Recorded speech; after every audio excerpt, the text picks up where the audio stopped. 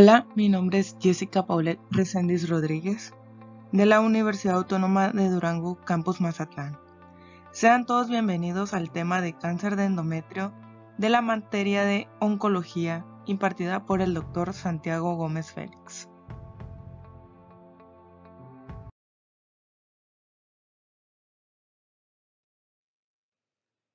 Bueno, primero que nada, ¿qué es el cáncer de endometrio?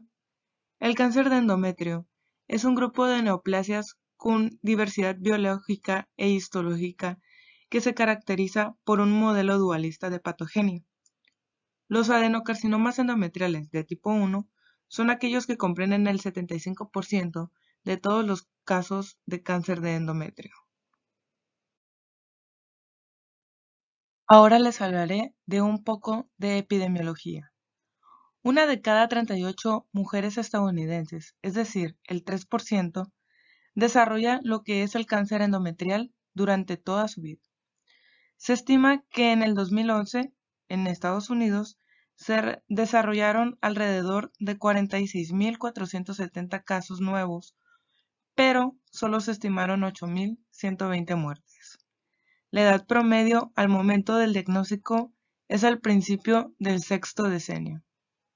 Nos pasamos ahora a los factores de riesgo. En general, la mayor parte de estos factores se relaciona con la creación directa o indirecta de un ambiente estrogénico excesivo.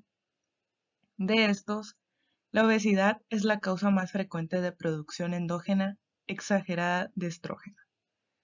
En las mujeres premenopáusicas, las concentraciones altas de estrona desencadenan una retroalimentación anormal en el eje hipotálamo-hipófisis-ovario. El resultado clínico es la oligoovulación o anovulación. Los factores menstruales y reproductivos a menudo se relacionan con factor endometrial siempre que hay anovulación o cuando hay duración prolongada de ciclos menstruales sin interrupción. Por ejemplo, la menarca a edad temprana y menopausia a edad avanzada se relacionan con un riesgo mayor. Por lo general, las mujeres con síndrome de ovarios poliquísticos carecen de ovulación, por lo que tienen mayor riesgo de desarrollar cáncer de endometrio. Otro factor de riesgo importante para el cáncer endometrial son los antecedentes heredofamiliares. Las portadoras de las mutaciones BRCA1 y BRCA2 también tienen un riesgo un poco mayor, pero solo por el tratamiento frecuente con tamoxifeno para cánceres mamarios previos. Por lo común, estas mutaciones predisponen a las mujeres al cáncer mamario y ovárico y no al endometrial. El tamoxifeno incrementa entre 2 y 3 veces más el riesgo de padecer cáncer endometrial por su efecto estrogénico moderado sin oposición sobre el endometrio. Ciertas enfermedades concomitantes, como lo es la diabetes mellitus, hipertensión y colecistopatías, se asocian con mayor frecuencia con el cáncer de endometrio. En general, estas son secuelas frecuentes de la obesidad y un ambiente propicio para el exceso crónico de estrógenos. Los anticonceptivos orales combinados, durante un periodo mínimo de un año, confieren un riesgo entre el 30 y 50% menor de padecer cáncer endometrial que se extiende durante 10 a 20 años. Por último, tenemos los antecedentes de infertilidad. Bueno, ¿y cómo podemos prevenir el cáncer de endometrio? Primero que nada, en la actualidad no hay un sitio para la detección habitual de cáncer endometrial en mujeres, ya sea con riesgo intermedio o con riesgo alto. En su lugar, al inicio de la menopausia, debe informarse a las mujeres sobre los riesgos y síntomas del cáncer de endometrio y se les debe hacer fuertes recomendaciones para que reporten a su médico cualquier hemorragia inesperada o manchado. Sin embargo, la detección anual mediante muestreo endometrial debe iniciar a los 35 años de edad en pacientes con riesgo de cáncer de endometrio. y algunos de los criterios para detectar a las portadoras posibles de la mutación de este síndrome van a ser lo que es cáncer colorectal u otro cáncer asociado al síndrome de Lynch en 3 familiares en primer grado, que ocurre cuando menos en 2 generaciones sucesivas y en una persona menor de 50 años de edad. Los cánceres del síndrome de Lynch comprenden al de colon, endometrio, intestino delgado, pelvis renal, uréter y ovario, entre otros. El diagnóstico precoz depende casi por completo de la identificación temprana y valoración de la hemorragia vaginal irregular. En mujeres premenopáusicas, el médico debe mantener un alto índice de sospecha ante un antecedente de menstruación prolongada y abundante o manchado intermenstrual, ya que muchos otros trastornos benignos producen síntomas similares. La hemorragia posmenopáusica es bastante preocupante, ya que conlleva una probabilidad del 5 al 10% de diagnosticar lo que es carcinoma de endometrio. La secreción vaginal anormal puede ser otro síntoma en mujeres mayores, y enfermedad más avanzada hay presión y dolor pélvico, que estos pues van a reflejar el crecimiento uterino o diseminación extrauterina del tumor. Los pacientes con tumores serosos o de células claras a menudo presentan signos y síntomas sugestivos de cáncer ovárico epitelial avanzado. También tenemos lo que es la prueba de Papanicolau. En mujeres de 40 años o más, en ocasiones se registran células endometriales benignas en frotes de Papanicolau sistemático.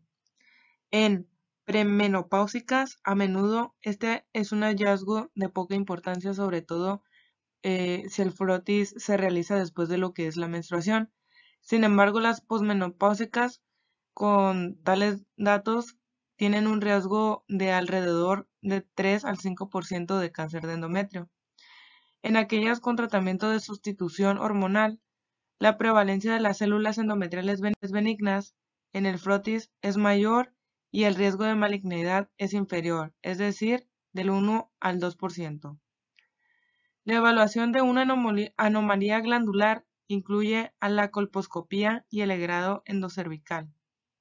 Algunas veces también vale la pena obtener una muestra de endometrio en las mujeres no grávidas mayores de 35 años o en las más jóvenes cuando existe antecedente de hemorragia anormal, siempre y cuando se detecten los factores de riesgo de cáncer de endometrio o cuando la citología específica que las células glandulares atípicas sean de origen endometrial. Para el muestreo endometrial tenemos la biopsia en consultorio. Esta se hace con cánulas disponibles en el comercio. Esto siempre es preferible para la valoración inicial de pacientes con hemorragia sospechosa de malignidad. Sin embargo, si las técnicas de muestreo no aportan información diagnóstica suficiente o si la hemorragia anormal persiste, a veces es necesaria la dilatación con legrado para aclarar el diagnóstico. También podemos sospechar mediante estudios de laboratorio y estudios de imagen. En general, para mujeres con un tumor endometrioide de tipo 1 que esté bien diferenciado, la radiografía torácica es el único estudio de imagen preoperatorio necesario. Todas las demás pruebas preoperatorias se enfocan a la preparación quirúrgica general. No suele ser necesario realizar una tomografía computarizada o resonancia magnética. Sin embargo, la resonancia magnética o las imágenes por resonancia magnética a veces nos ayudan a distinguir un cáncer endometrial con extensión cervicouterina de un adenocarcinoma endocervical primario. Bueno, empezamos con la estadificación del carcinoma endometrial. Primero que nada tenemos los estadios. En el estadio 1 tenemos un tumor confinado al cuerpo uterino. Este estadio se va a dividir en 1A y 1B. Dentro del 1A va a haber una invasión miometral nula o menor del 50%. En la 1B tenemos una invasión mayor o igual al 50% del miometrio. En el segundo estadio, el tumor va a invadir lo que es el estroma cervical, pero este no se va a extender más allá del útero. También tenemos el estadio 3. Este se va a dividir en 3A y 3B. En el 3A tenemos un tumor que va a invadir a la capa serosa del cuerpo uterino y o los anexos.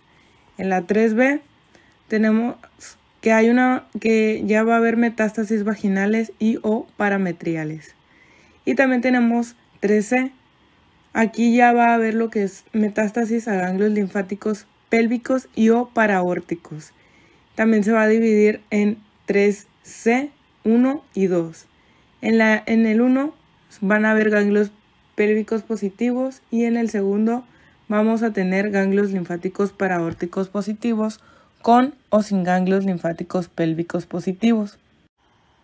Por último, tenemos el último estadio, que sería el cuarto. Aquí el tumor ya va a haber metástasis. El tumor invade lo que es la vejiga y o la mucosa intestinal y o de metástasis a distancia. También se va a dividir en lo que es 4A y 4B. En el 4A el tumor va a invadir lo que es la vejiga y o la mucosa intestinal.